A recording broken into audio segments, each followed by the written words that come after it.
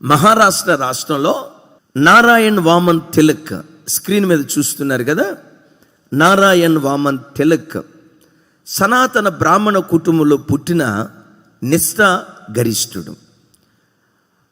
తిలక్ అనే పేరు వినటంతో భారతదేశంలో భారతీయులందరికీ సుపరిచితుడు. తిలక్ అనే పేరుగాంచిన ఒక వ్యక్తి ఉన్నారు. ఎవరైనా చెప్పండి. రైట్, సోషల్లో ప్యాస్ అయ్యేవు తమ్ముడు అయితే. రైట్, బాలగంగాధర్ తిలక్ స్వతంత్ర సమరయోధుడు.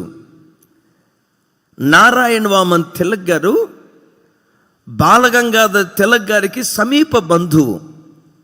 ఈ నారాయణ్ వామన్ తిలక్ గారు నిష్ఠ కలిగిన బ్రాహ్మణ కుటుంబంలో పుట్టి నిష్ఠాగరిష్ఠుడిగా పెరిగినటువంటి వాడు. ఆ దినం నుండి తన చిన్నతనం నుంచి తనకు విపరీతమైన దైవాపేక్ష. అసలు దేవుడు ఎవరు, ఎవరిని దేవుడు అనాలి, దేన్ని దేవునిగా దేవతగా ఆరాధించాలి, నిజమైన దేవుడు ఎవరని ఆ చిన్నతనం నుంచి ఆయన లోపట సత్యాన్వేషణ. ఆ సత్యాన్వేషణతో తనకు సంబంధించిన కొన్ని వందల పుస్తకాలు చదివాడు. తన బంధువుల దగ్గర నుంచి రకరకాల పుస్తకాలు సేకరించి ఆ పుస్తకాలన్నీ చదవటం ప్రారంభించాడు.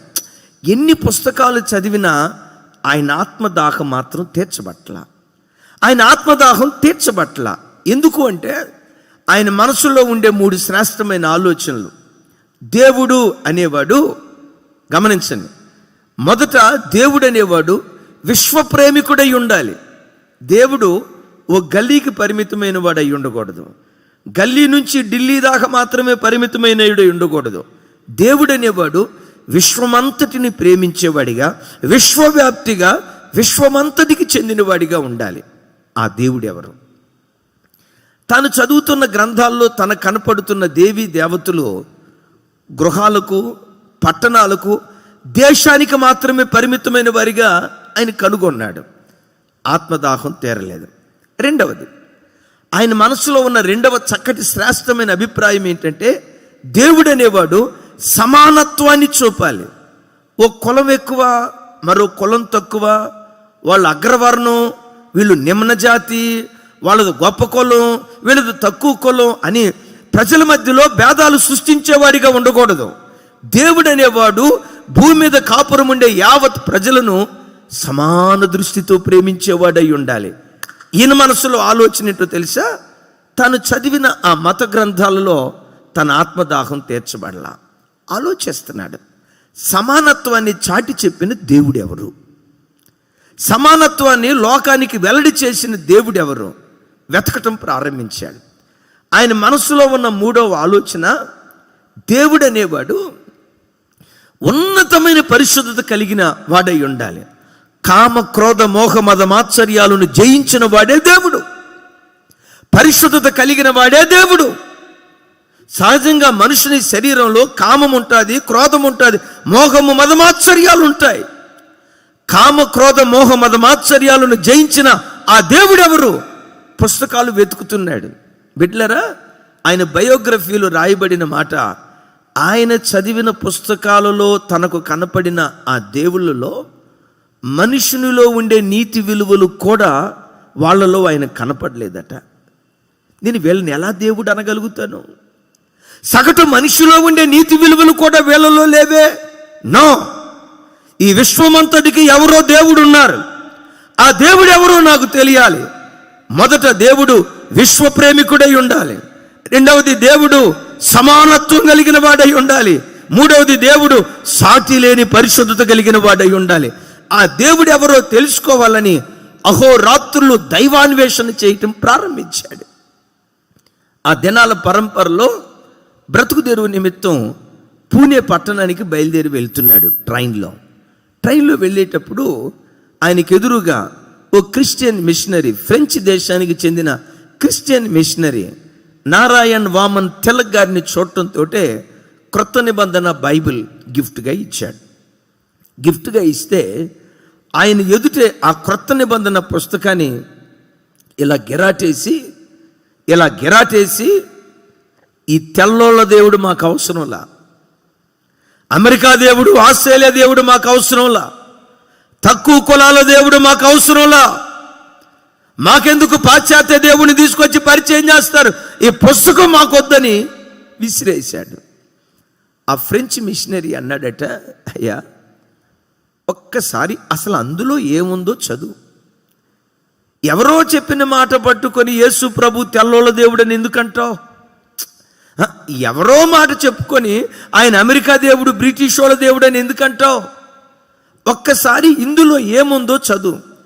తెలిసిన తర్వాత కదా అది నిరాకరించాల్సింది. ఒక్కసారి నీకు అవకాశం ఉన్నప్పుడు చదువు.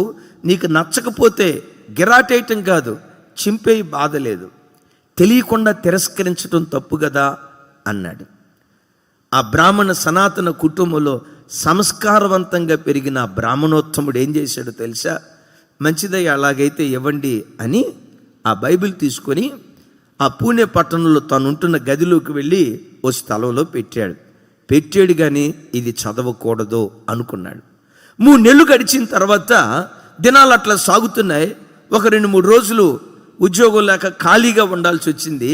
ఈ ఖాళీ సమయంలో అసలు ఆ పుస్తకంలో ఏముందో చూద్దామని చెప్పి ఆ బైబిల్ తీసుకున్నాడు, చదవటం ప్రారంభించాడు. ఏదో 1-2 అధ్యాయాలు చదివి ముగిద్దాం అనుకున్నాడు. అధ్యాయం వెంబడి అధ్యాయం, అధ్యాయం వెంబడి అధ్యాయం, అధ్యాయం వెంబడి అధ్యాయం, క్రొత్త నిబంధన అంతా చదివి పూర్తి చేసి ముగింపులో యేసుక్రీస్తును స్వరక్షకునిగా అంగీకరించాడు. యేసుక్రీస్తును తన దేవుడిగా అంగీకరించాడు. పాత నిబంధన క్రొత్త నిబంధన అంతా చదివి చదివి చదివి బిగ్గరగా ఏమని కేకలు వేశాడో తెలుసా?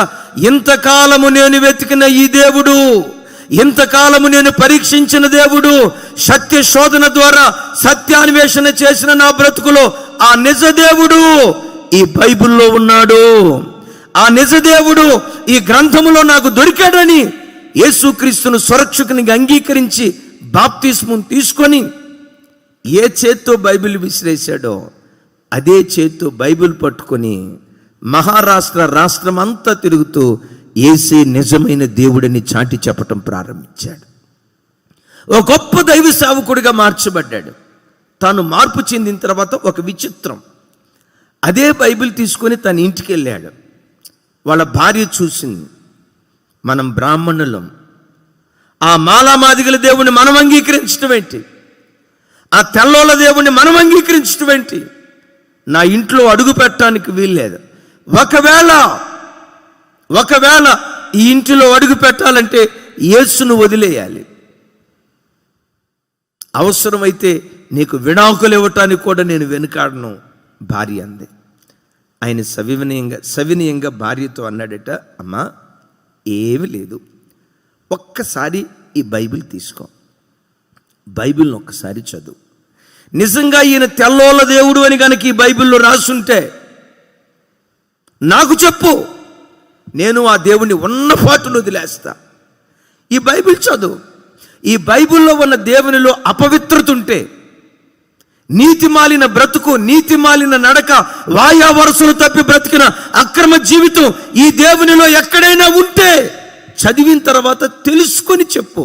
నీకు నచ్చకపోతే ఈయన గుణగణాలు లేని ఓ వ్యర్థమైన వ్యక్తిగా నీకు కనపడితే నాకు చెప్పు, ఉన్నపాటు వదిలేస్తానమ్మా అన్నాడట. ఆ భార్య కాదనలేక మొత్తానికి బైబిల్ తీసుకొని అక్షరం వెంబడి అక్షరం తప్పులు వెతుకుదామని, బైబిల్లో ఉన్న లోపాలు తెలుసుకుందామని అక్షరం వెంబడి అక్షరం, అక్షరం వెంబడి అక్షరం, అక్షరం వెంబడి అక్షరం చదివి ముగించిన తర్వాత భర్తతో అందట, యజమానుడా నీ అడుగుజాడల్నే నేను వెంబడిస్తాను, నీవు నడిచిన మార్గంలోనే నేను కొనసాగిపోతాను. భర్త అడిగాడు, అమ్మా మనం బ్రాహ్మణులం కదా, యేసుక్రీస్తు ప్రభుని ఎందుకు అంగీకరించావు? ఆ తల్లి అందట, యేసుక్రీస్తు సుగుణాల సంపన్నుడైన దేవుడు, స్తుతిగానాలకు ఆయనే వారసుడు, సుగుణాల సంపన్నుడు. ఏం చూసావమ్మా యేసులో? యేసులో విశ్వప్రేమను చూశాను, విశ్వప్రేమను చూశాను, యేసులో సమానత్వాన్ని చూశాను, వాటికి మించి సాటిలేని పరిశుద్ధతను చూశాను. ఈరోజు ప్రపంచమంతా యేసుక్రీస్తు పాదాల దగ్గర ప్రతి దేశం ఎందుకు శిరస్సు వంచుతుందో తెలుసా? మతాన్ని బట్టి కాదు, యేసుక్రీస్తు గుణశీలాన్ని బట్టి. ఏంటి ఆయన గుణం? సాటి లేని పరిశుద్ధత.